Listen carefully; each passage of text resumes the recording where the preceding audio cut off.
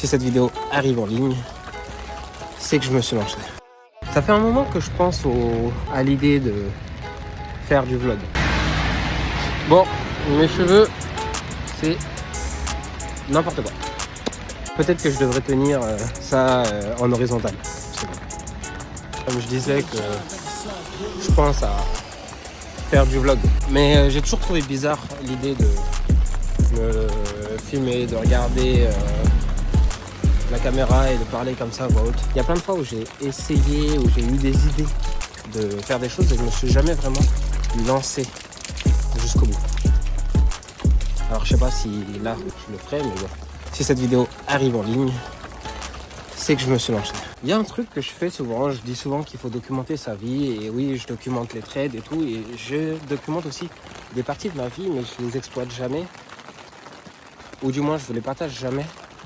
Et ça fait plus d'un an que je fais du code, que je développe des petites apps, des SaaS, comme on dit, hein. Je déteste ce mot.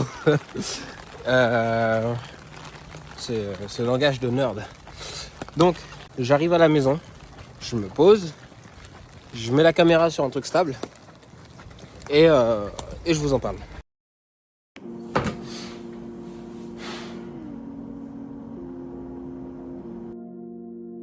En fait, là, je suis comme un ouf, en vrai. Je suis calme extérieurement, mais intérieurement, je me rends compte que il y a vraiment des complications qui peuvent venir tuer l'expérience utilisateur. Là, ce qui m'est arrivé, c'est que, et dans ma version en prod et dans ma version en dev, donc la version en prod, en production, c'est la version qui est déjà en ligne, j'ai pas de filet de sécurité concernant la sauvegarde des notes. C'est-à-dire que là, sans raison apparente, certainement une mise à jour de Google Chrome ou quelque chose du genre, j'ai perdu toutes les notes que j'avais prises depuis le début du développement. Heureusement que ça arrive maintenant, parce que si c'était arrivé alors que j'avais déjà 100-150 utilisateurs sur l'app, ça aurait été compliqué à gérer. Donc là, il faut que je fasse un hotfix de toute urgence. Mais voilà, c'est un peu chiant, et moi-même, pour mes propres prises de notes, c'est vraiment pas pratique. Donc je me retrouve à coder avec Claude Code. Là, je regarde les marchés en même temps. Je me dis, il y a peut-être moyen d'aller chercher quelque chose de sympa, en tout cas en termes de mouvement de prix. Mais je suis quand même dans un entre-deux du marché, donc c'est pas le moment. Je regarde l'heure. Dans 30 minutes, je dois être avec la classe de mon fils, vu que j'ai accepté de les accompagner en sortie scolaire. Ouais, c'est pas... Là, faut vite que je me prépare, que je regarde si les marchés sont cléments. Donc, à la base, j'étais baissier. Ensuite, j'ai vu des raisons de partir à la hausse. Enfin, pour moi, le marché, là, il n'est pas à un moment où j'ai besoin de trader. Donc voilà, ça aussi, ça fait partie des réalisations. Des choses que j'aime partager, c'est quand c'est pas le moment, c'est pas le moment. Et ça, les gens ont parfois du mal à le comprendre. Forcer un trade, ça n'a jamais attiré quoi que ce soit de bon. À la limite, vaut mieux placer sa projection, prendre un screenshot, documenter. Dans la création de contenu, on parle souvent de la valeur. Quelle est la valeur qu'on apporte? Je me retrouve des fois à regarder des anciennes vidéos 10 ans, 9 ans après. Mais je parle de vidéos qui ont marqué ma vie. Et je me dis, mais comment savoir que j'apporte la même chose aux gens qui regardent mes vidéos? Et de plus en plus, le partage de la technique dans le trading me rebute. Du coup, on est rentré là, on est sorti là. Quoi d'autre?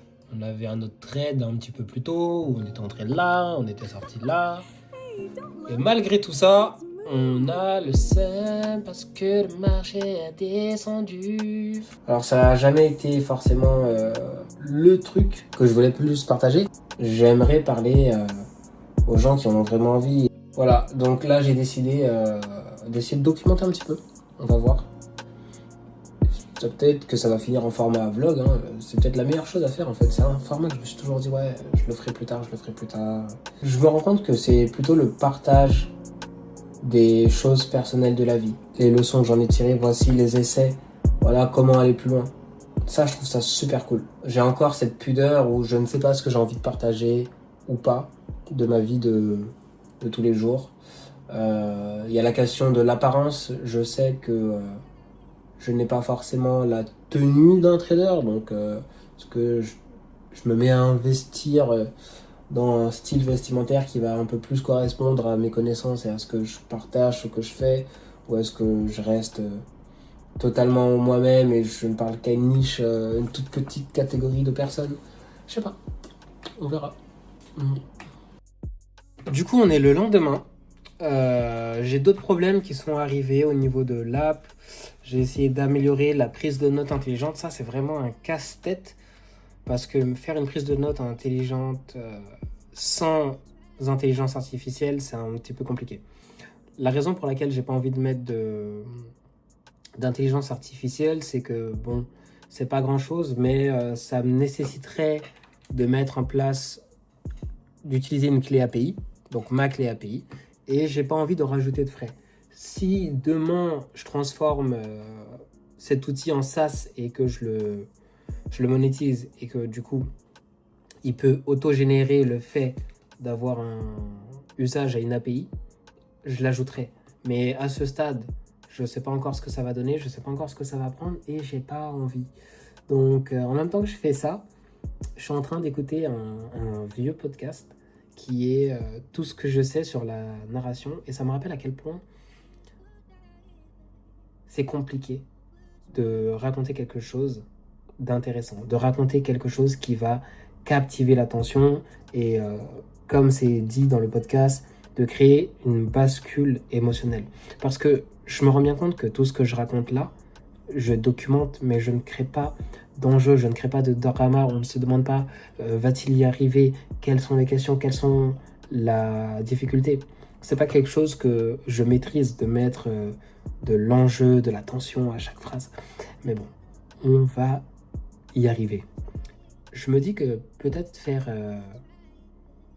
une petite capture de ce que je fais tous les jours, ça peut être intéressant. Autre chose, ce matin, j'ai tradé. Alors j'ai commencé par avoir une perte.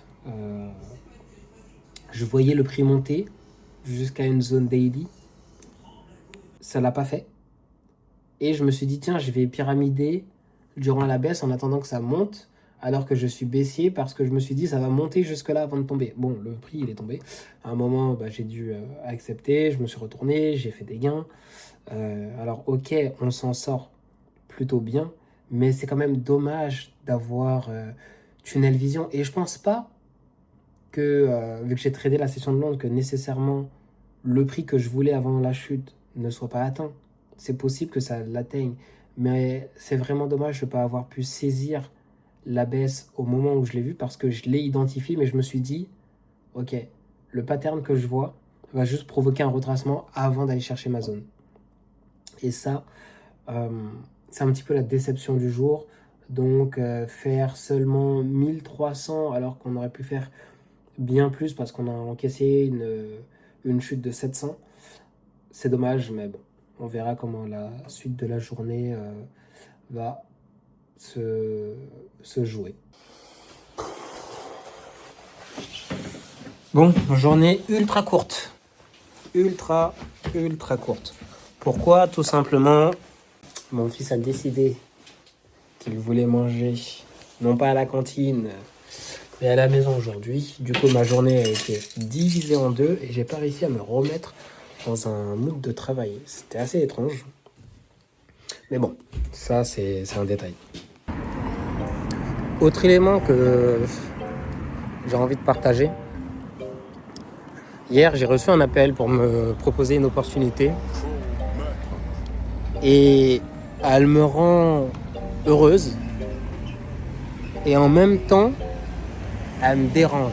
Je peux pas encore trop en dire, mais grosso modo, ça me remettrait en lien avec du travail que j'ai déjà fait, donc avec mon travail, sur une plateforme avec qui j'avais déjà collaboré par le passé, mais pas dans les mêmes conditions. Sinon, au niveau de l'app, là, je suis en train de buter sur le scrapping des post-school. C'est, même si je le fais avec Claude Code, j'ai un problème qui est que je n'arrive pas à récupérer les bonnes informations. Alors au début, j'avais une base qui avait l'air plutôt saine. Je lui ai demandé de faire quelques correctifs et là, c'est pire qu'avant. En fait, le dilemme, c'est que push la version actuelle non terminée pour corriger le bug de sauvegarde serait la bonne chose à faire, mais ça risque de me bloquer derrière pour faire la prochaine update. Mais tu sais quoi, je suis en train de me dire, c'est un petit peu comme dans le trading où tu te dis est-ce que je risque le stop loss en ne sortant pas de ma position tout de suite pour espérer un TP plus tard, ou alors est-ce que je reprends position après? Et si on m'avait posé la question, je pense que j'aurais dit clôture, reprends une position quand tu te sens à l'aise.